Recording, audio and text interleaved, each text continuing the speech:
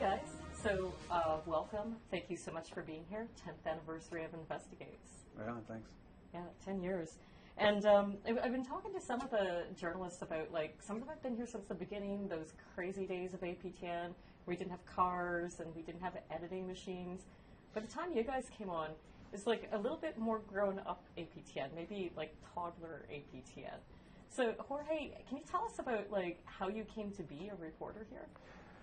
Well, I was working for Can West News Service at the time, and I had come back from covering the Haiti earthquake, and I felt I didn't really feel like chasing trivial stories anymore. You know, that stuff sort of changes your perspective on things a little bit and what you want to do.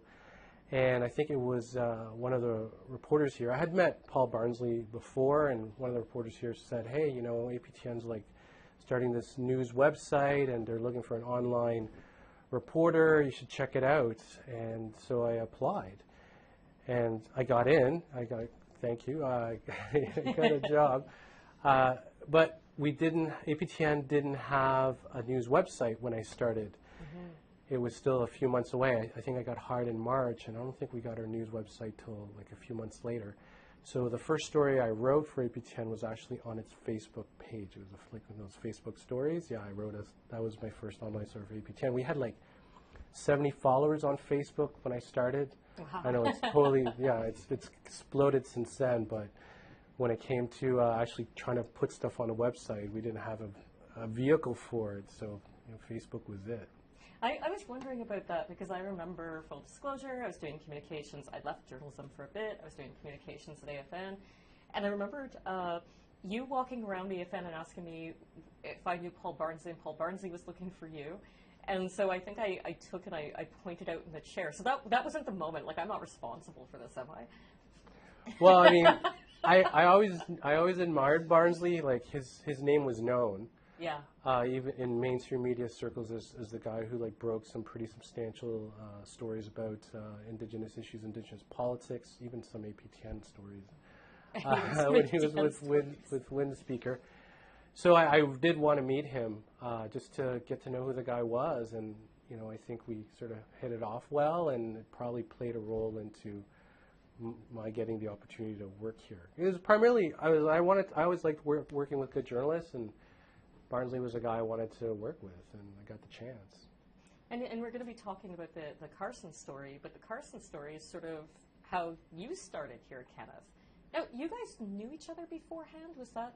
Yeah, we worked at, he left the Ottawa Sun, and I took his desk and his phone extension and everything. But then he went to like the national bureau for the Ottawa Sun. We always wanted to work on a story together, but it just didn't work out. And so when I got the Carson tip, that was the guy I came to, was Jorge. I said, I think you can help me with the story. You know these issues better than I do, but here's what I have. That My sort basement. of thing. Yeah. You came with a box of documents. Yeah. Did he? He came to your basement? Came to my house. Yeah. I didn't bring them in at first. I kept them in the car. I said, listen, I got something, but I don't know if I want to show it to you. Mm-hmm. Going back like now 10 years almost, 8 years. But then he's like, well, no, you got to show me. So then I brought him in and I showed it to him. So what happened was, like, I worked for Ottawa Sun for a few years as a crime reporter, and I covered the sex trade because no one was covering sex trade, and I thought they were interesting stories. You know, they weren't talked about a lot. And I've said this before, and it's kind of cliche now, but it's the truth.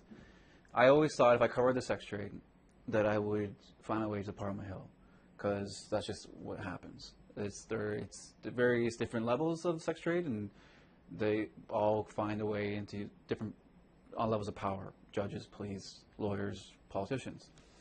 And that's how I got the Carson story. Is I ended up quitting the Ottawa Sun when it turned into like a conservative, more conservative than I ever was. I literally walked away from it and moved to Kingston with my wife. And then like I was gone. I was freelancing for 6 weeks. It was like, I think it was February 14th. I got an email from a contact of someone I had written about. I did this huge expose on her whole private, you know, parlor, so to speak. Mm-hmm. And even though we did this whole expose on her, she was like, I was fair with her. So she came to me with this story that her husband had. Okay. And it's all established now. I'm not really outing any sources, but so that's how I got the story. And I said, yeah, I'll take it. And then I went the next day. I said, well, I need the documents you have. And he sent in a shoebox size thing was sealed with duct tape. Some guy didn't know what it was, and I met him across the road from Collins Bay Pen after I was working out. It's a Y. Went to my car, opened up, and I said, "Holy shit! Like this is here. There's names, Stephen Harper. Like there's names in here. I knew it was big." And then that's when I drove to Ottawa and met with Jorge at his house and said, "I have something, but I don't want to show it to you. Well, you have to show it to me." So we did, and that's how it all went from there. And the name in those emails was like that jumped out at me was Bruce Carson. Yeah, I had no idea who he was. Because at Sun Media, when I was working for the Ottawa Bureau, one of the reporters there did a story. They dug up the fact because Bruce Carson had been taken in as a senior advisor to Harper. He was working at PMO, and they found out that Bruce Carson had had a criminal record. He had been convicted, I think, 3 times. At that time, we only knew he had been convicted 3 times, I think. But it became an issue because the PMO got really upset over that story because this was the Harper PMO with Sandra Buckler, and they were very aggressive, and so they got really angry at the Sun Media Auto Bureau over that. So the name Bruce Carson sort of stuck with me, and then when he showed me the emails and I was looking through it, I saw Bruce Carson. I knew right away this was pretty huge because I knew who Bruce Carson was given my experience at the Sun Bureau. Because he wasn't like a guy who was out in the media all the time. You had to know, who the people were on Harper to know how important he was. It's the way he talked to in his emails. Like, I was talking to PMO last night, PM last night. He was talking to the former National Chief Sean Atleo. Very intimate. So you knew that they were good, and the names being dropped, Jorge added a lot. You knew who some of them were. It was like, it was a story in a box, essentially. There had to be though, and you must have had some sort of trust relationship because you've got a story, and you're going to go to someone who you're not really working with at the time, and share that with them, and you're hoping he's not going to run away with it. Well, no, because we were like best friends. There's like 4 of us in Ottawa, and we were always really close. Any one of them, I would have went to that with that story, Jorge included. There was never an issue there. It never crossed my mind. Even when I said I don't want to show you, it's just because I was just like it's part. It makes good for the. Ken. Yeah. I was going to show him. I drove all the way there from Kingston to show him, right? Like all the way, but no, it was never a doubt. And it was impossible that story without him, though, right? The story really was built on a foundation of those emails. Mm-hmm. So he was pretty safe. There's no way anybody could steal from him. And the source who had the contract that confirmed that they were getting commission, which was what, in the end, found them guilty, was the contract. So the source held that back. That source was key through the whole thing in its own right. It was half the story, and what, Jorge ended up becoming the face of the story because people that we were writing about, I didn't want them to know me, because if they connected me to any of the people that were working with us, and it wouldn't have been that hard. And they're crafty people. They're doing shady things. They're going to be crafty. I had to stay in the back, and Jorge had to be the face. But Jorge, took all the information and led it. And so it was my documents, but it's 50-50 story. It's absolutely 100% his story too. So let's talk a little bit about what was in the documents, but let's even go back. APTN is one of these places, and you weren't at APTN at the time. That's not how you got them. But I remember going to a CAJ panel on investigative reporting, and the guy says, you see it in the movies that somebody shoves you an envelope under the door or something. He goes, that's never happened. He goes, in all my years as an investigative reporter. I remember sitting there going, well, APTN, we get at least one of those a week. There's always somebody shoving an envelope under our door. But then you have to go through the hard work of confirming it, because sometimes you just get receipts, or you don't know what you're getting, so you don't know what's true, and it has to be true. You cannot just run with that. So to bring in on the process of how you started working out of that box. So we overthought it. Mm-hmm. We literally were able to, we're pretty good at what we do, so we figured out what flight he was flying in from Calgary. He stayed at the Fairmont Chateau Laurier. They told us that he was going to be arriving that evening, so the flight from Calgary. I watched him come off the plane. You took a photo of him. Yeah, I took a photo of him because no one was there to pick him up, so he went across the road and rented a white, cheap Cobalt, Chevy Cobalt, cheap, economy car. But then he evaded us. We lost him. We lost him. Of course, we did a old white car, like a white car that should have been easy to find. So we overthought it. We thought we had to like tail him, but then if it was, I'm pretty sure it was Jorge's idea. It's like, well, they have a Facebook page. Why don't we just ask them if they want to do an interview? And they're like, yeah. And Jorge can probably finish that, but they mentioned, yeah, Mr. Bruce Carson will be there too, right? I just want to go back to the tailing. We actually parked.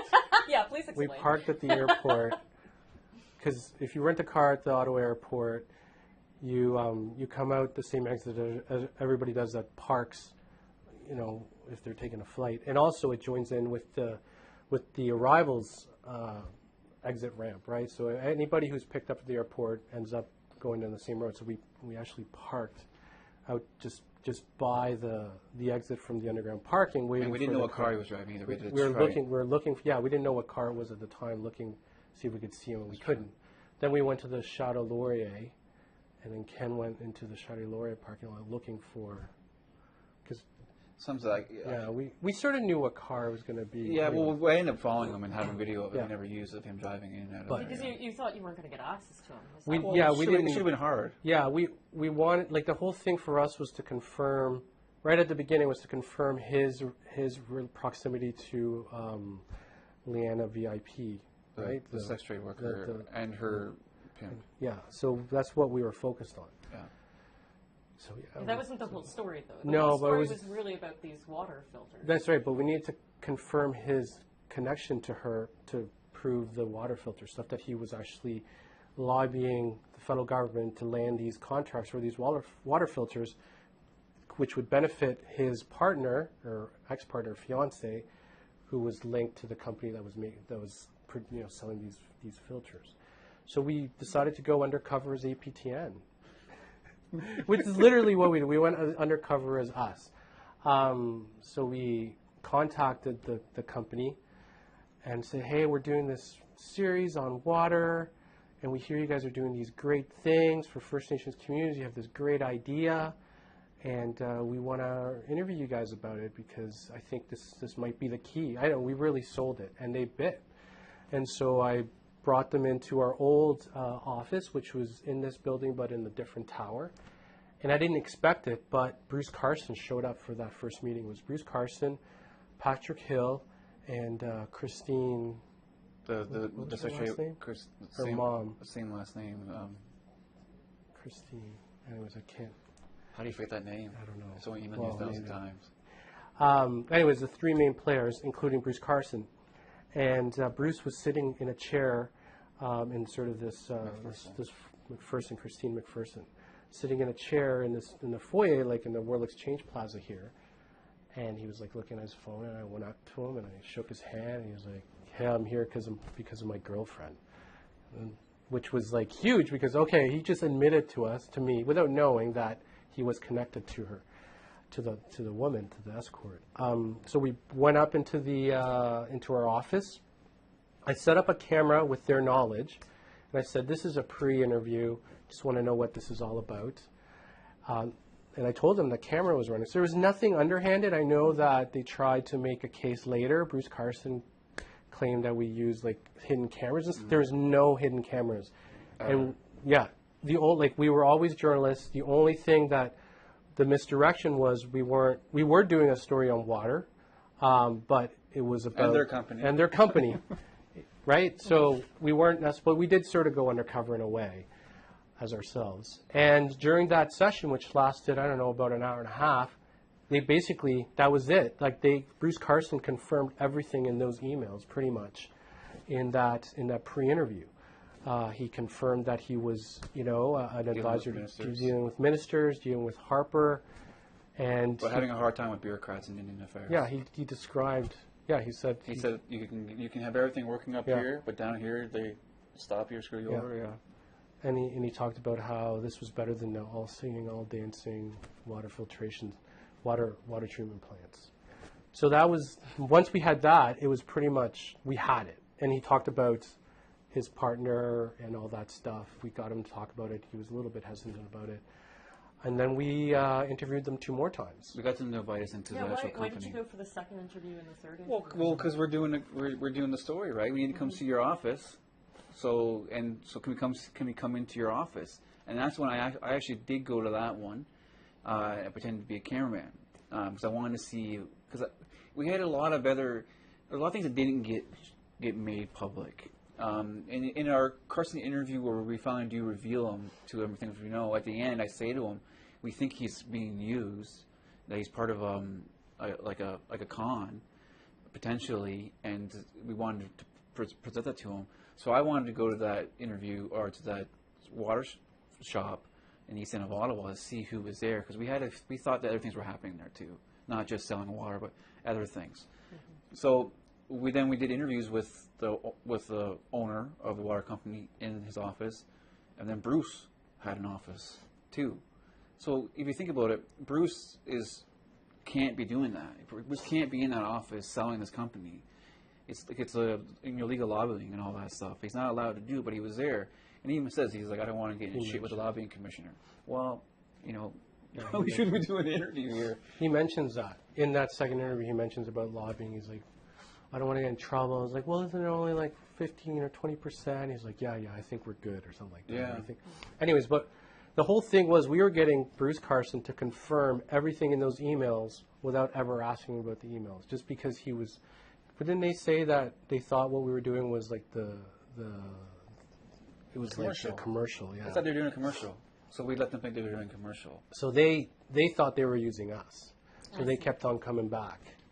So we did that second interview in their offices, where we got Patrick Hill, the company owner. We got Bruce Carson further confirming his involvement in all this, which set it up for the final interview, which was we were trying to get both Michelle, the secretary worker, and Bruce together, but she didn't want. She was supposed to show up, and then wasn't, then was, and wasn't. And they got Bruce to go. And they got Bruce to show up, and he showed up, looking tired and pretty upset. He didn't seem like he wanted to be there. And that's when that was the reveal.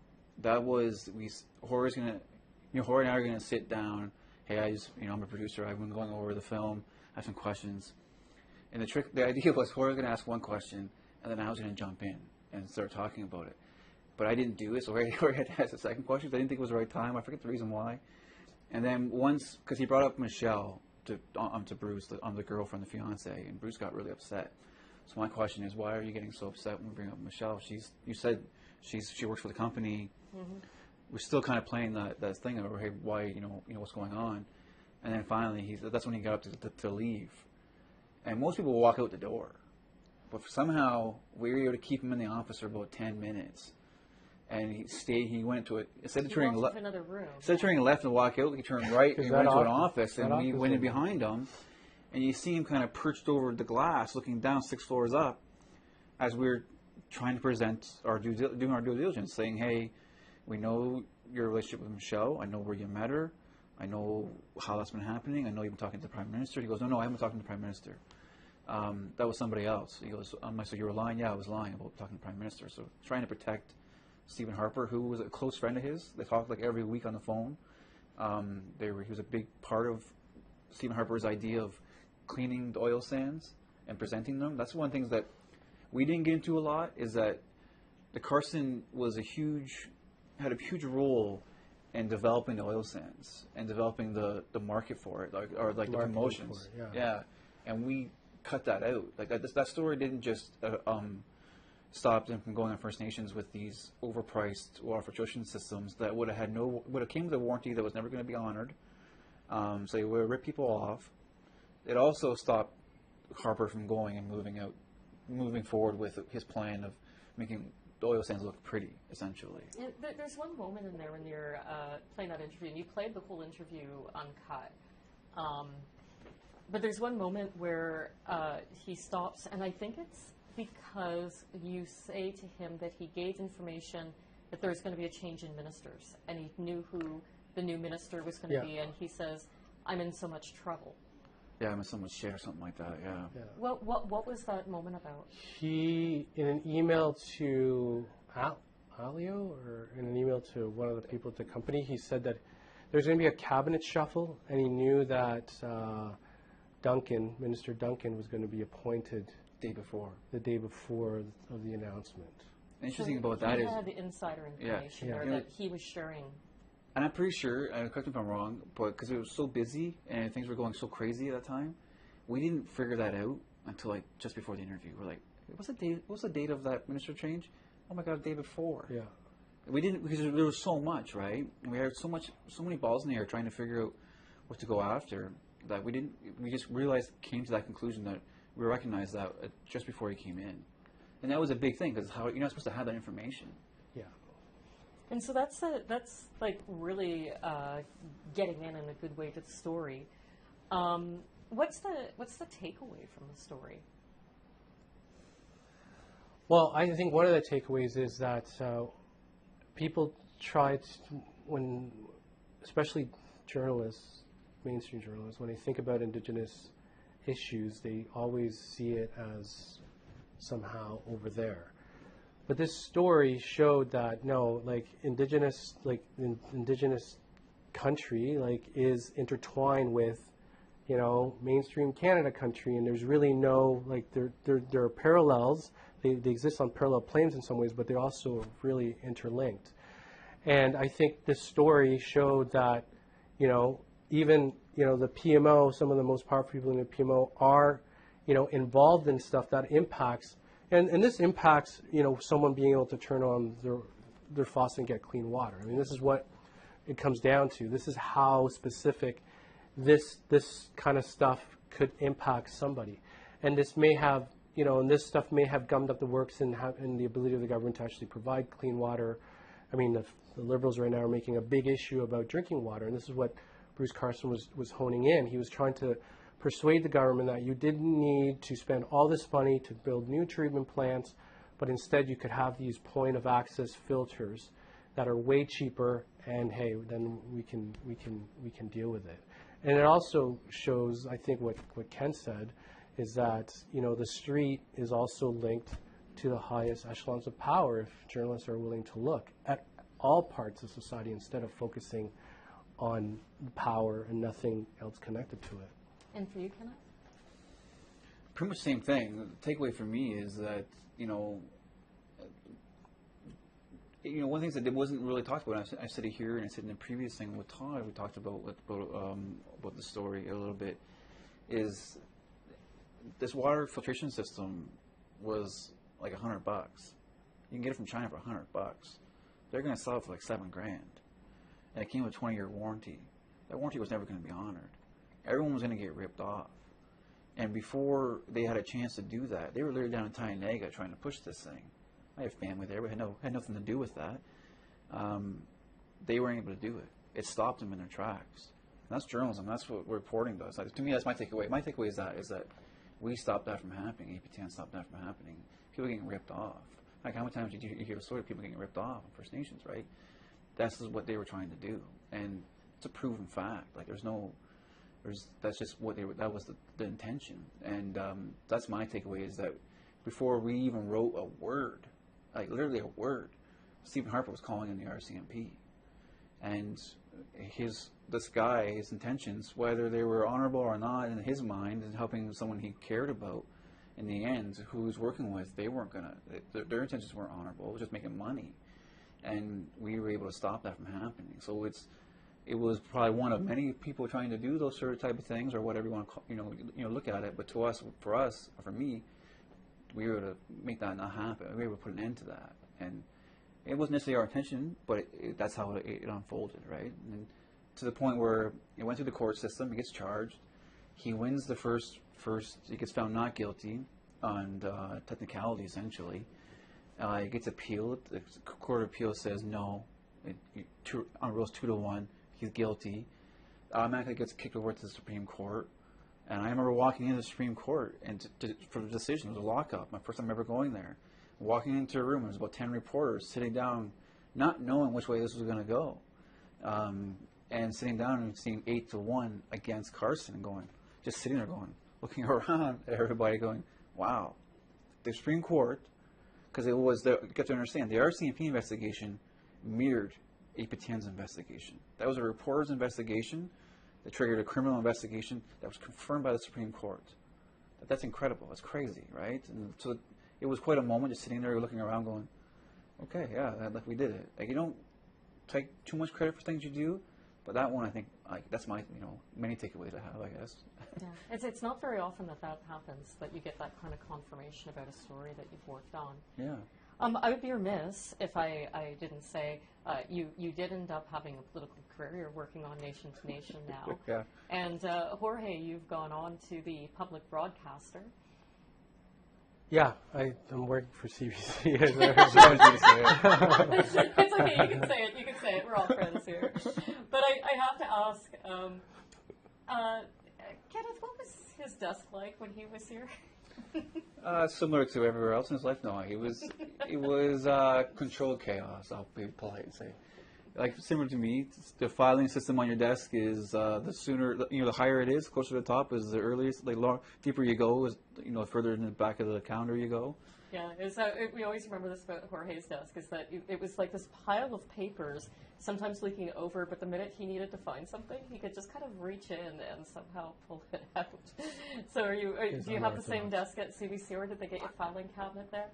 I think it's a little neater. My daughters have come in a couple times to my desk, to my office, and cleaned up the desk for me. No child labor. Yeah. Well, I want to thank you for coming back to spend the time with us, and Kenneth, thank you for talking to me. Absolutely.